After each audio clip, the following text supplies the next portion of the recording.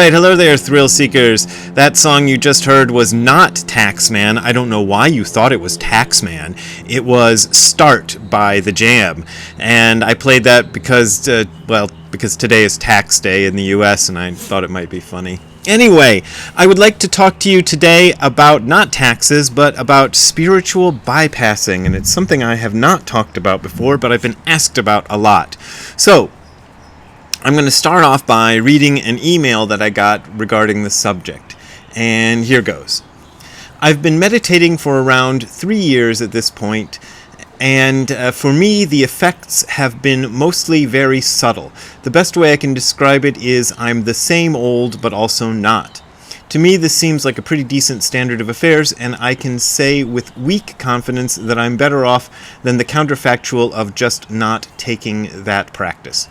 That being said, I've noticed that certain meditator influencers, I wonder if I'm a meditator influencer, I sure hope not, especially those who are part of the TPOT group on Twitter, I don't know what that is, seem to have this characteristic of being what I can only describe as overly positive, the type of people who pretty much always have wide eyes and a bright smile.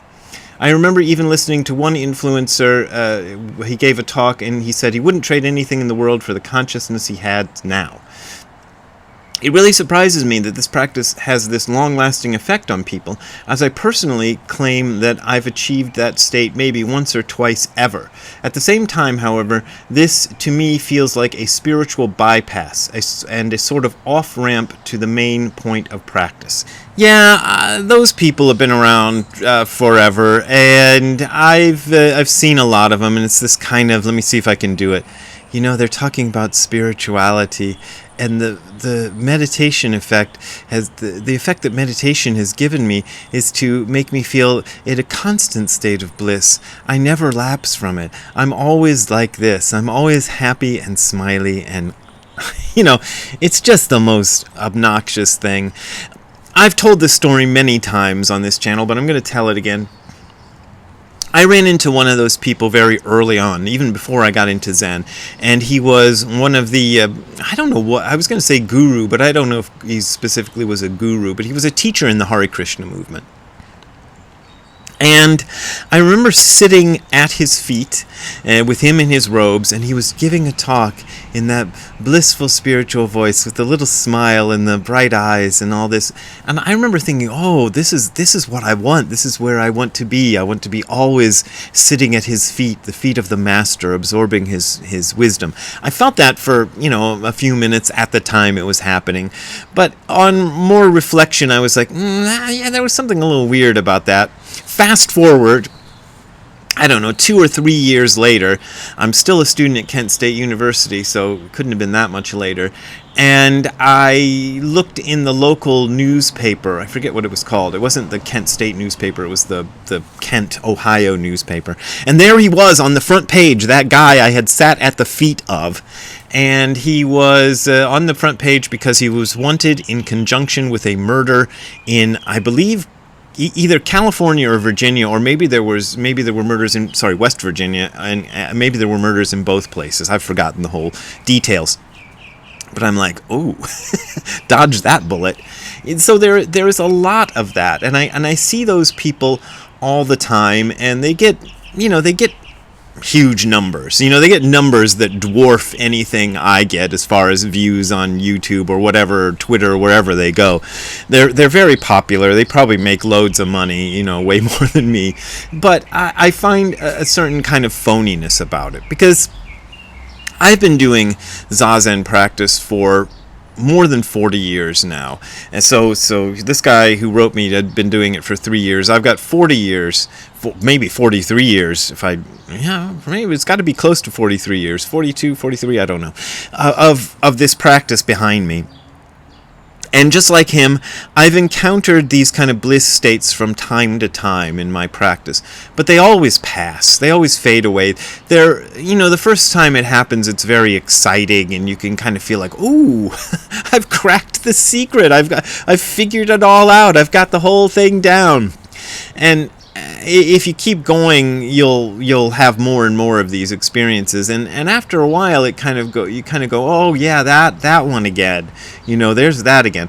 I don't trust them, because to me, experiences like that seem kind of out of balance. My teacher, Nishijima Roshi, was very into the idea of the balance of the autonomic nervous system. And I feel like those states, those heavy blissful states, the states of kind of almost giddy happiness, are just as out of balance as the states of depression or anger or these other things that we're trying to work on. And in my experience, a lot of people come to meditation because they've got negative stuff they want to overcome. Depression, anger, that was me. Depression and anger were my two big ones that I was trying to deal with. But what I realized is you have to be able to let everything go. If you want to get to the point where you can let depression and anger and the various negative states go, you have to be able to let the blissful states and positive states go too, because they're just examples of being out of balance. So it doesn't help to get out of balance in one direction to compensate for being out of balance in another direction.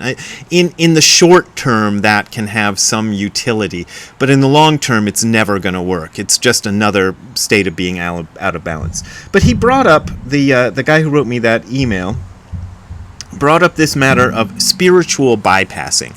And this is a term that I've never used. I mean, I may have used it in passing, but it's never been something I've used to describe anything that I thought was important. It seems too trendy to me.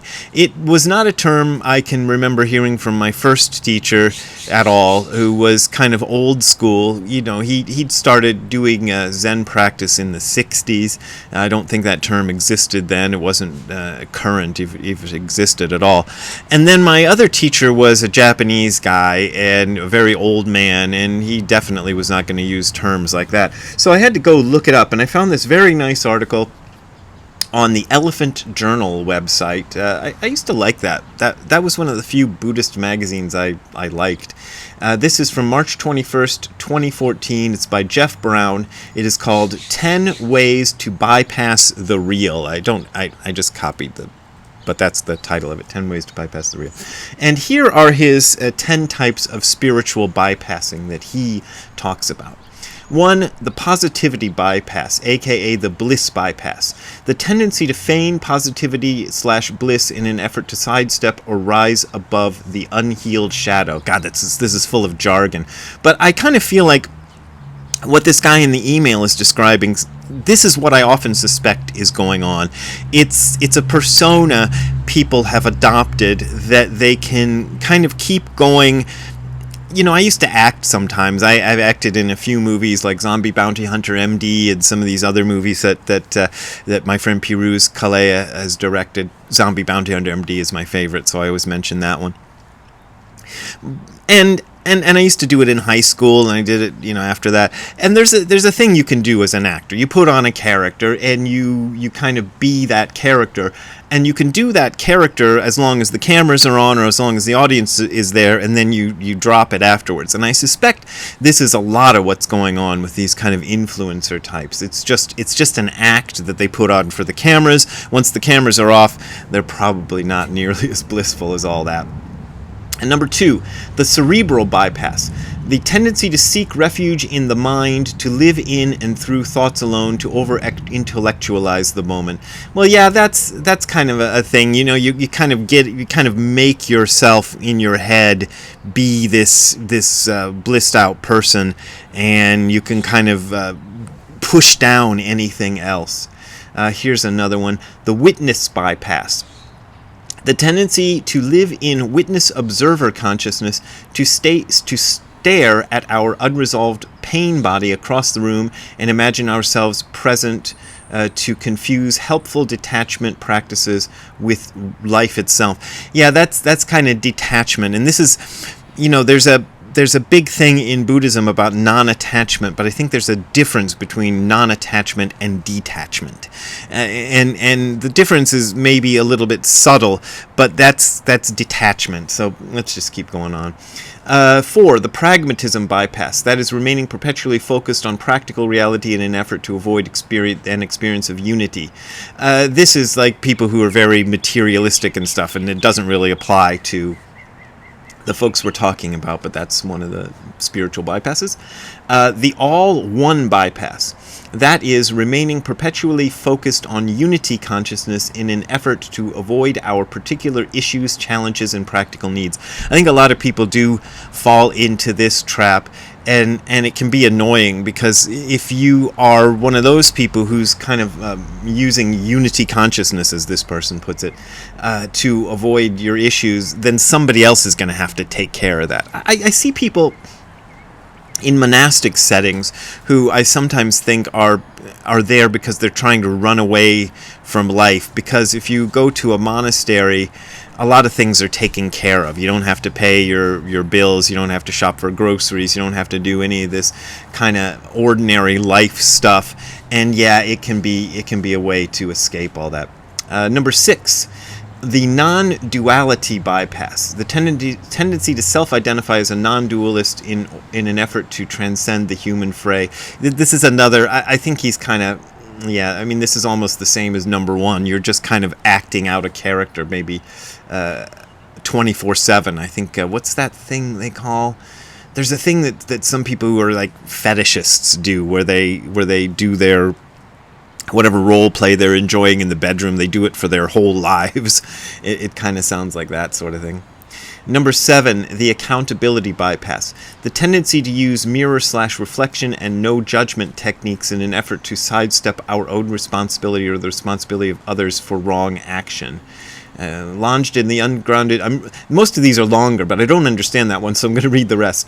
Lodged in the ungrounded notion that there is no wrongdoing, the effect of these practices is to condone and perpetuate unhealthy behavior. Oh, yeah, behavior, sorry. Yeah, I get that. A lot of people kind of use that. This is a kind of a trap that spiritual teachers will get into. They'll become so convinced of their own perpetual rightness that they're, I think, maybe unable to at least consciously notice when they're being jerks. Number 8, the you are not your story bypass. The tendency to flee painful and confusing elements of our life experiences by disparaging story. Okay, this is more jargon. I don't like all this jargon. But I guess what they mean by story is like your story, your life story, and you're trying to kind of negate your story. But your story is you, in a sense. I mean, it isn't the ultimate you, and we like to point that out. A lot of spiritual teachers, I do it sometimes, but your story isn't the real you, yet your story is important. It is important to deal with that kind of stuff. Number 9, the karmic contract bypass. The tendency to attribute every single event on the planet to universal or cellular intentionality. That is, you must have chosen it. It was destined. It reflects your vibration. Everything happens for a reason. This is kind of what I see people who are involved in the law of attraction, The Secret and all that, get into, because you're attracting everything negative that happens, and then you can kind of look at somebody who's having a bad time and go, oh, you attracted that. And see, I think it's very important, at least it's been important to me, to learn to accept that I am a participant in anything that happens. So anything that happens to me, I've done something that made that happen. I'm putting it simplistically, but what I want to get to is the important point. But the important point is, I think it's important to understand that for yourself. It's been important for me to understand that for myself. But it's also important never to point that at somebody else. Like my dad, when I was a kid, he would allow us, me and my sister wasn't so into it, but I was a little bit, he would allow us to have toy guns. Sometimes I would get like ray guns and space guns and stuff like this. But the rule is you could never point that gun at anybody else. You could never point it at any person or any animal. You'd always have to point it at a wall or whatever.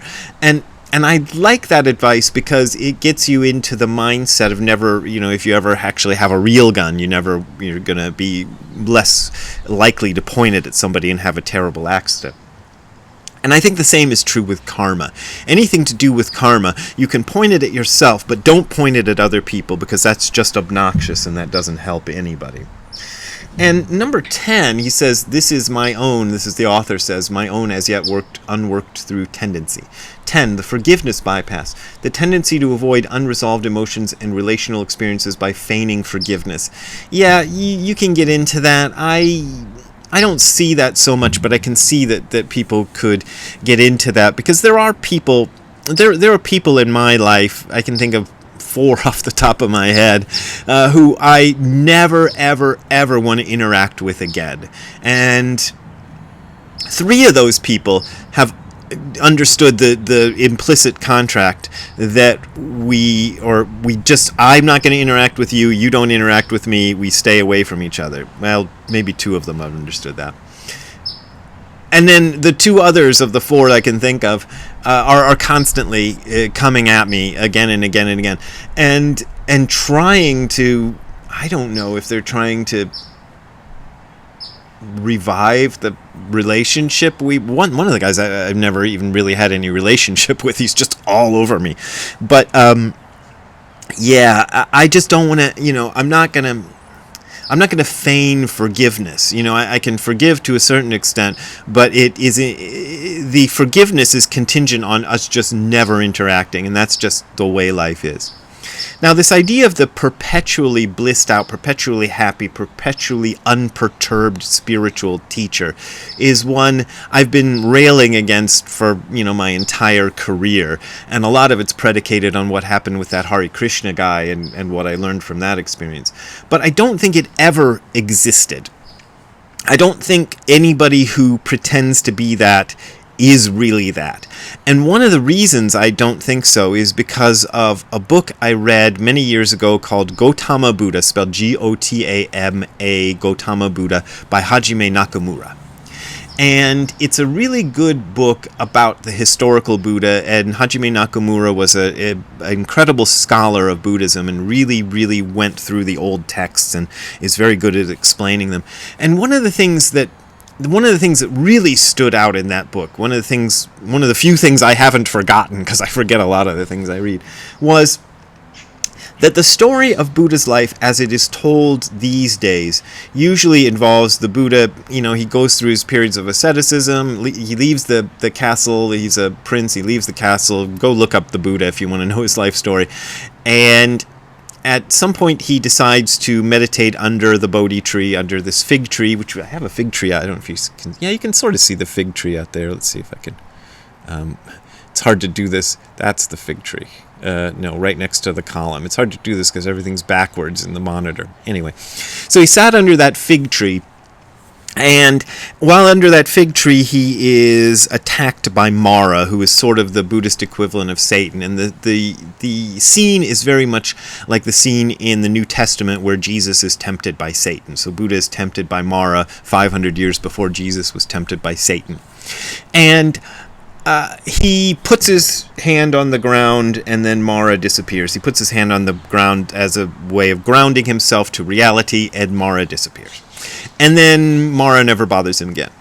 However, Professor Nakamura points out that that way of telling the story is fairly recent.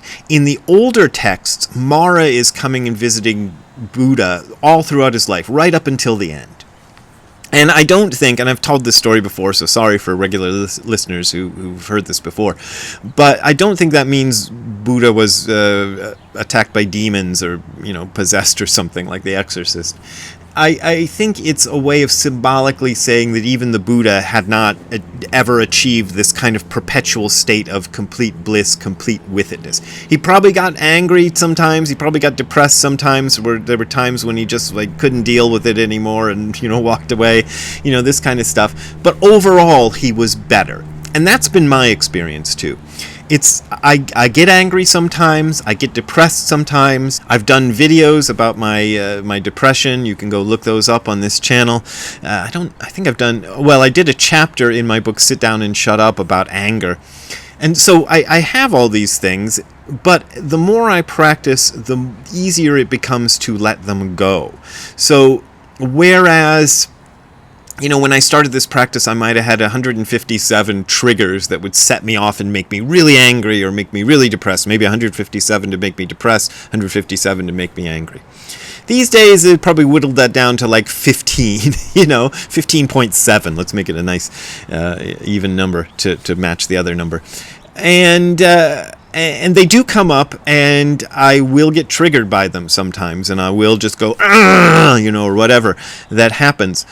But the effect of meditation has been that I am kind of able to see that and step away from it much more quickly than I could before. I don't get stuck in it so much, and I don't get stuck in it so long. And I hope that as I practice more, this will continue to get stronger, and I'll continue to be able to not be stuck in that quicklier. I don't know. Then I'll be able to get unstuck faster. But this perpetual bliss, this kind of thing, it's a pose, I think.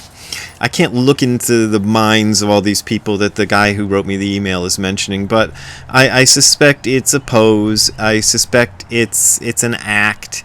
I suspect that to the extent that it might be real, it is an example of spiritual bypassing and not anything that you'd want to try to imitate for yourself. So yeah, I kind of advise people to stay away from the overly blissful, overly happy, the guys who are talking about meditation like this and how wonderful it's been for them and how beautiful life is now that they meditate regularly, and it's so nice. And wouldn't you like to learn? It's only $75 a session, and you can come to me at my ashram and learn from me. And don't forget to leave Dana, because you have to leave a tip. Anyway, it's like that. So there you go. That's what I think of that whole thing.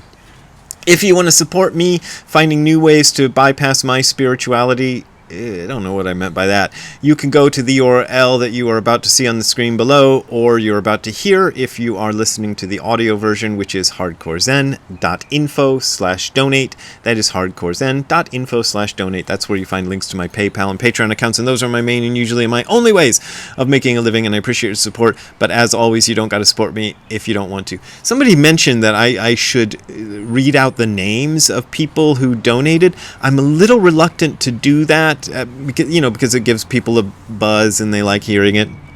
I'm a little reluctant to do that because I think there might be people who don't want everybody to know they donate to me. So so maybe we can talk about that. Maybe you can write me an email at bw@hardcorezen.info about that if you wanna discuss that matter. But anyway, we will see you next time. Have a good time all the time. Bye bye. Okay, boys, that's FICO, my sister-in-law's dog, and Ziggy. And you guys want to go back inside because it's a little chilly out here, isn't it? But aren't you glad it's not hot? It was blazing hot a few days ago. Now it's chilly. All right, let's go back inside. We'll edit the video together.